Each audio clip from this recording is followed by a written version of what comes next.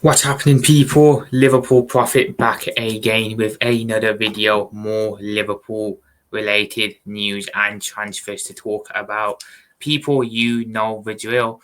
There's been some positive news, some positive breakthrough on Liverpool striker search, particularly between Liverpool and Newcastle. Well, more so Newcastle because they finally done what everyone wanted them to do and what us Liverpool fans wanted them to do. They finally gone and got a striker. With this, is this now going to pave the way for Liverpool to just go in there and snatch up Alexander Isak from Newcastle? I am not sure, but you know what? It's positive news either way. We're going to get into it. We're going to dissect it when we are going to talk about it. However, guys, before I get into the video, do remember if you are new to the channel and you have not subscribed, do remember to do so. If it is much appreciated. Do drop a like on the video, of course, and do drop a comment down below and let me know what you think. So, guys, why don't we just get straight into it, people? Why don't we just get straight into it? So, we've got some very, very good news regarding Newcastle striker thing search and Liverpool striker search. So, it has been confirmed by Fabrizio Romano that Newcastle have agreed a deal to sign Nick Waltman from Germany. I'm not sure where he comes from, to be fair. Agreement in place for an 85 million package fee. Stuttgart, so he comes from Stuttgart, accept the proposal, releasing Waltman for medical tests. Long-term contract as well for Waltman, who's going to be a record signing for Newcastle as a new top striker. Could be a crucial move for Isak and Liverpool. The last line there, look. So Newcastle have signed Nicholas Waltman. Let's get straight into it. Look, I don't know much about this guy, but you know, if they're paying 85 million for him, he must be a decent player and he must be a decent signing too. So Newcastle have got a striker in, so they've got someone. You know, there was talks of Nicholas Jackson, there was talks of Rasmus Højlund, there was talks of well, they did go in for Sesko, got rejected, but there have been talks of who Newcastle will go for as their striker, and the names haven't been very appealing on the eye to them. And here they've gone and signed Nicholas Waltman, sorry. Whether he's a good striker or not, I can't say. I can't comment. I haven't watched him play. I haven't seen much of him. So, you know, if Newcastle fans have paid if Newcastle have paid 85 million for him, I'd imagine he's a good striker. So yeah, good on Newcastle for signing a striker finally. But the last line there, it could be a crucial move for Isak and Liverpool. It is a crucial move, 100%. This Isak saga has been stalling for one reason and one reason only, and that is because Newcastle have been adamant to sell. Not only have they been adamant to sell, but they've also not found a replacement, whether they were looking for a replacement or not, whatever. But yeah, they did not look for a replacement, or they weren't looking for a replacement. Or if they were very, very slow at looking for a replacement.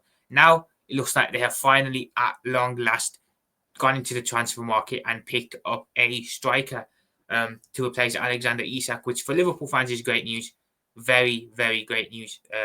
And for Newcastle fans as well, they can sit there and be happier as well now, to be fair, because, you know, it's not like they're going to lose Alexander Isak now and they're just going to, you know, end up having to play an injured Callum Wilson or end up having to buy Nicholas Jackson, a Chelsea reject, or Højlund, a United reject. You know, they've gone and bought a striker in who, you know, for 85 million, I'd imagine is a decent finisher and a decent striker. So yeah, Newcastle fans can feel happy. I feel that they've gone and got a striker in. So if they let Alexander Isak go now, they've got someone there. They've got a striker there who's going to be their new striker. So I don't think they'll miss him too much. And I think now Newcastle will be a lot more willing to sell Isak to Liverpool. The reason why they were stalling, like I've said, again, didn't find a replacement. They wanted a lot of money for Isak. I still think they want 150 million for him. So they want a lot of money for Alexander Isak. But the main reason was, of course, they couldn't find that replacement. You know, they were looking in the market. No one really wanted to. It definitely seemed that no one wanted to join Newcastle, or no one was feeling a move to the Tyneside. Sesko again could have gone there. He rejected them from Manchester United, who aren't in the greatest place at the moment. They didn't end up getting they haven't ended up going for Nicholas Jackson. They haven't ended up going for Rasmus Højlund. So again, they were struggling, and now that they've got their striker, I feel the club, the Newcastle owners, will be a lot more prone, and I think they'll be a lot more. I feel that they will be willing to sell Alexander Isak now to Liverpool, which is great news for us. Great news for us, people. I cannot lie. I'm buzzing, absolutely buzzing. I'm going to be real. I'm going to be totally honest, people. I was losing faith in this Isak deal. I started off when it first came out, the Isak stuff, I was really confident. I thought, you know what, Isak wants Liverpool. We want Isak. It's a match made in heaven. We're going to go get him. Then things were coming out that Newcastle didn't want to sell, that they weren't going to look for a replacement. They were going to keep him there against his will. It was starting to look a little bit doom and gloom. And I think a lot of us, myself included, to be fair, were losing patience. We're losing faith that this deal was going to get over the line. And I think a lot of us were sort of starting to prepare for life with Hugo Ekitike as our main striker. Again, I was really I was about to knock it on the head. I'll be totally honest. I was starting to feel this isn't going to happen now. It's dragging on for too long. It's taking too long. There's no real indication Newcastle are going to get a striker in to replace him. I was kind of making peace with the fact that maybe, just maybe, I had to hold the L on this one, and Isak to Liverpool wasn't going to happen this summer.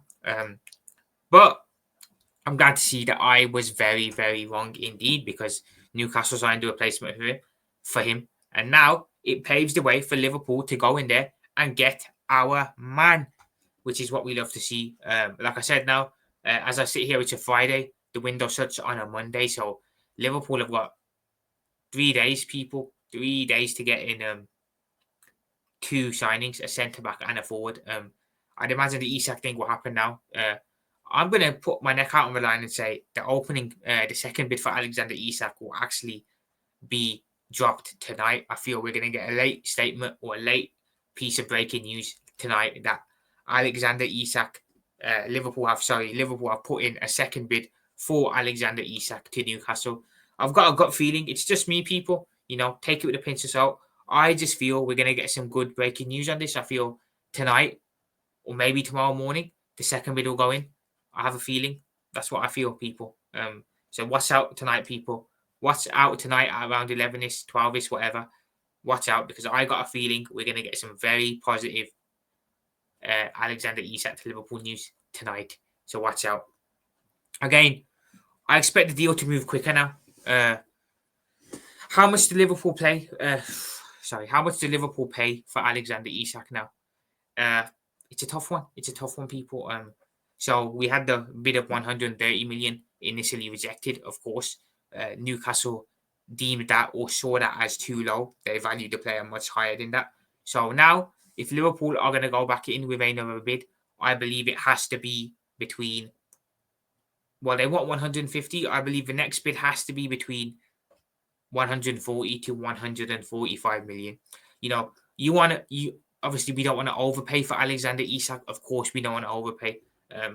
But also, you have to accept that Newcastle want what they want. So I don't think they're going to get 150 million outright. I feel, just putting an offer that they deem respectable and they deem, okay, we're not going to get shafted here. We're not going to get, done dirty. That's a respectable number we can let him go for. So I feel 140 million to 145 million should get the deal done here.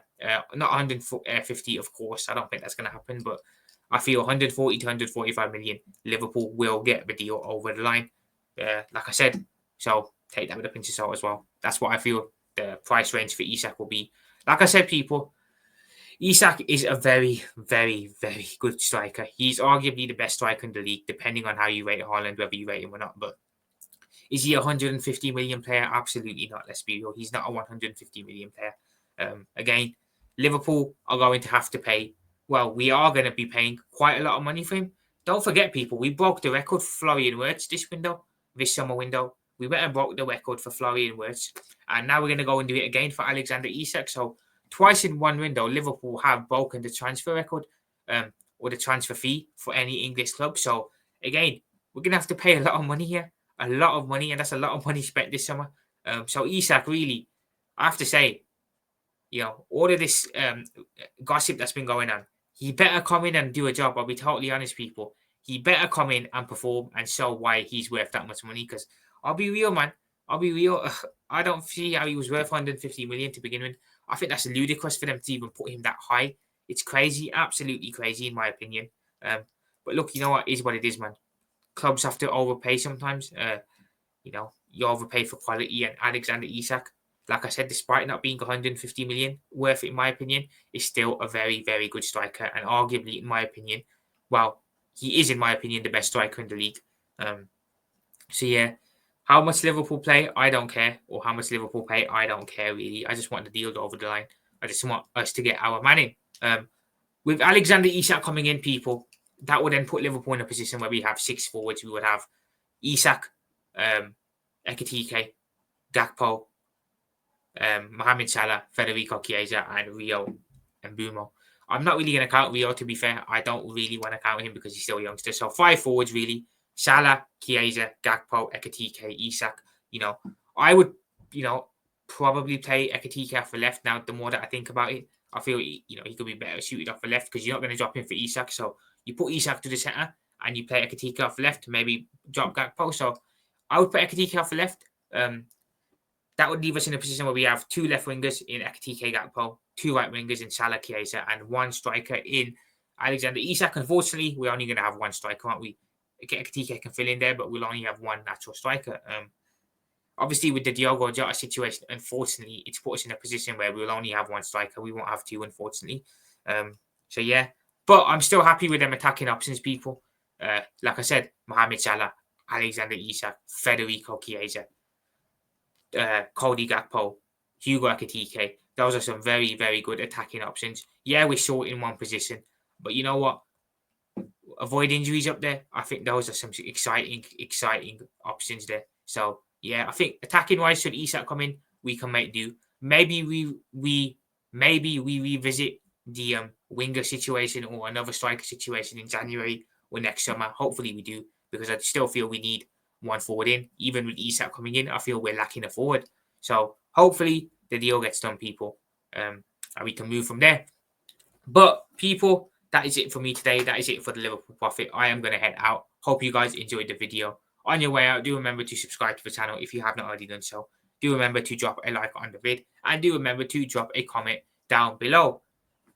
I'm going to head off, though, people. The Isak saga just got even more interesting. I feel we're coming to a conclusion on this. I feel it's going to go our way. So Isak to Liverpool, again, next couple of days, I'd imagine it will get done. Hopefully it gets done. But we'll see where it goes. Up the Reds, people. Liverpool Profit out. I'll speak to you guys soon. Let's go.